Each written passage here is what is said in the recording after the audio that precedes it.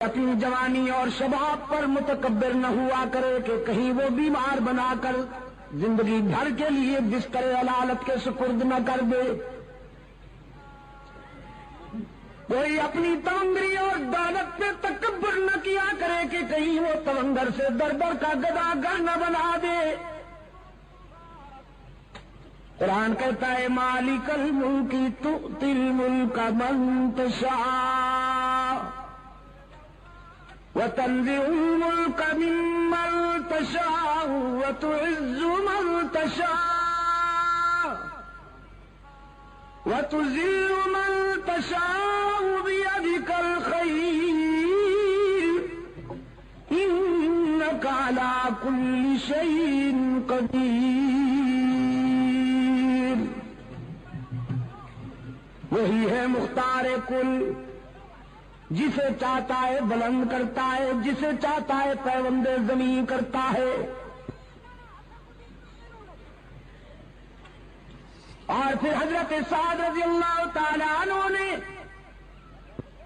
فوجی ترنگ اور فوجی مستی میں یہ سلوگن بلند کیا یوم یوم الملحمہ، ہمیں ستانے والوں تیار ہو جاؤ، آج ستائے جاؤ گے۔ کل تمہارے ہاتھ میں تلوار تھی، ہماری گردنیں ہوا کرتی تھیں، آج محمد کے رضاکار آ گئے ہیں 10,000۔ آج ہماری تلوار ہوگی اور تمہاری گردنیں ہوں گی۔ ہوا کی لہروں نے حضرت سعد رضی اللہ تعالیٰ عنہ کا یہ جذباتی ماتو بارگاہ رحمت تک پہنچایا۔ رسول اکرم صلی اللہ علیہ وسلم نے حضرت سعد کو اپنے پاس بلایا، فرمایا سعد تم کیا کہہ رہے ہو؟ عرض کیا اللہ کے رسول، میں اسلام کے دشمنوں کی حوصلہ شکنی کرتے ہوئے یہ کہہ رہا ہوں الیوم یوم الملحمہ، آج تصادم کا دن ہے، آج ٹکر کا دن ہے، آج انتقام اور بدلے کا دن ہے۔ رحمت للعالمین صلی اللہ علیہ وسلم کی آنکھوں میں رحمت کے موتی تیر آئے۔ حبیب کبریا صلی اللہ علیہ وسلم نے فرمایا سعد تم انتقام کا نعرہ بلند کرتے ہو، میری رحمت کو تکلیف ہوتی ہے، نعرہ تکبیر، میرے ضمیر پہ چوٹ لگتی ہے، تمہیں یہ نعرہ بلند کرنے کی اجازت نہیں۔ حضور نے تعذیباً وہ پرچم لے کر ایک اور رضاکار کے حوالے کر دیا۔ صحابہ کرام نے عرض کیا اللہ کے رسول، ہمیں تو ان سنگ دلوں کا وہ ماضی یاد ہے کہ جب انہوں نے بلال کو گرم ریت پر لٹا دیا، جب ان آدم خوروں نے سمیہ کو مکہ کے چوراہے پہ 2 لخت کر دیا، ہمیں تو ان آدم خوروں کی وہ زیادتیاں یاد ہیں۔ رحمت عالم صلی اللہ علیہ وسلم نے فرمایا مجھے بھی یاد ہے، میں اچھی طرح جانتا ہوں، یہ شہر مجھے جانتا ہے، میں اس کے در و دیوار سے مانوس ہوں، یہ وہی گلیاں ہیں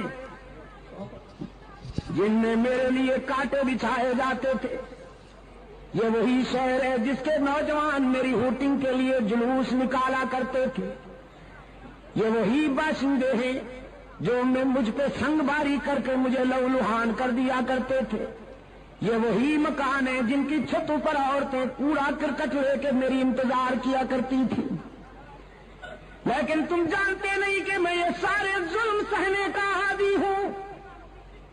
یہ ستانے کے عادی ہیں، ہم معاف کرنے کے عادی ہیں، ان کے دامن پتھروں سے بھرے ہوئے ہیں، ہمارا ظرف عفو درگزر سے معمور۔ شاید تمہیں وہ یاد نہیں کہ یہ ساری چوٹیں سہ کر میں بیت اللہ میں پہنچتا، جبکہ میرے جسم سے خون بہ رہا ہوتا، جبکہ میرے پاؤں میں کانٹے چبھے ہوئے ہوتے، جبکہ میرے جذبات ان کے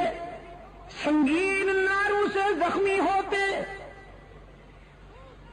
میں بیت اللہ میں جا کے کیا کہا کرتا تو تمہیں کچھ یاد ہے کہ نہیں؟ بیت اللہ میں جا کے عبداللہ کا یتیم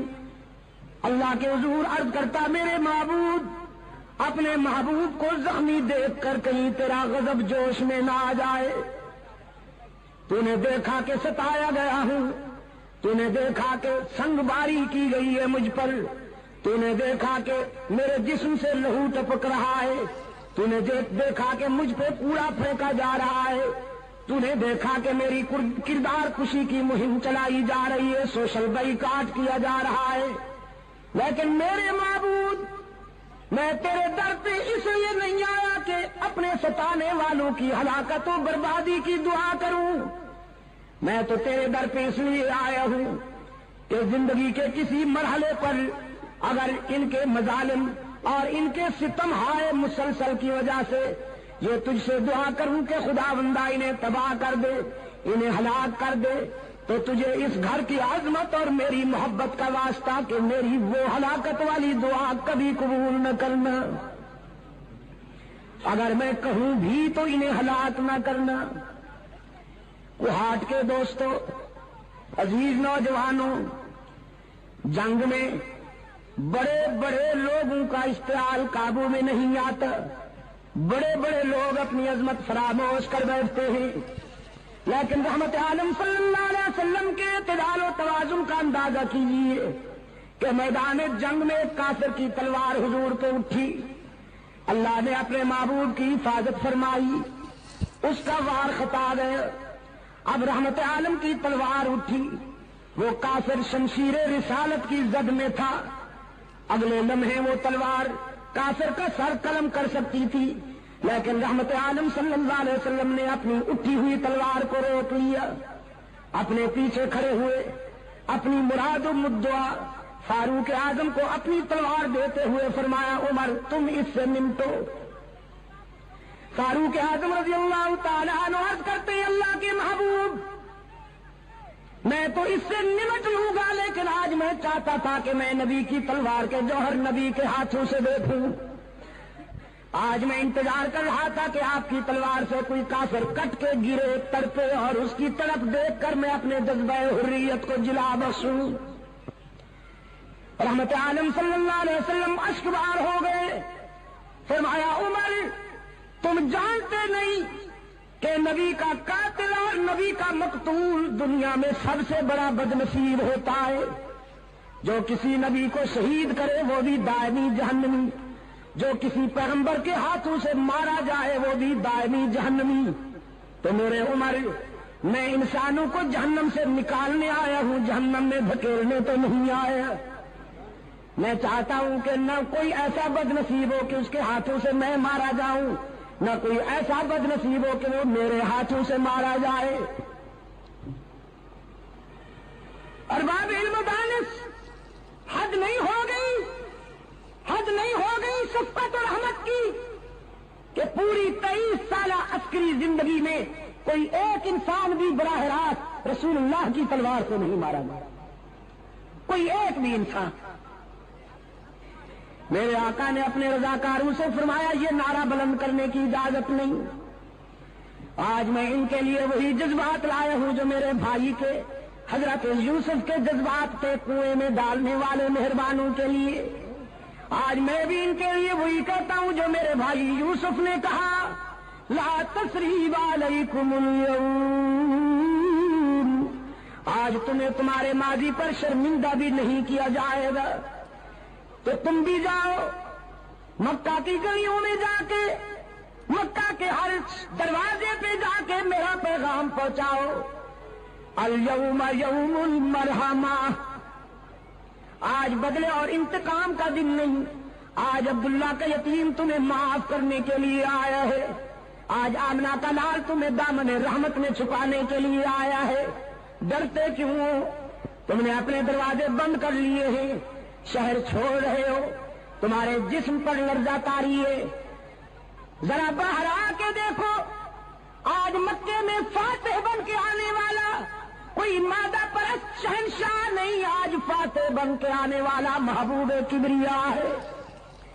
وہ انتقام کے جذبات نہیں لایا، وہ درگزر کے جذبات لایا ہے۔ رسول اکرم صلی اللہ علیہ وسلم نے اپنے غلاموں سے فرمایا، جا کے بچوں سے کہہ دو ڈرنے کی ضرورت نہیں، محمد عربی تمہیں یتیم بنانے نہیں آیا، جا کے بیٹیوں سے کہہ دو میری بیٹیوں ڈرو نہیں، تمہاری آبرو پہ کوئی شبخون نہیں مارے گا. جا کے ماؤں سے کہہ دو تمہاری مانتا نہیں لوٹی جائے گی. جا کے بہنوں سے کہہ دو تمہارے سروں سے دوپٹے نہیں اتارے جائیں گے. رحمت عالم صلی اللہ علیہ وسلم دختر انسانیت کے سر سے دوپٹے اتارنے نہیں آئے.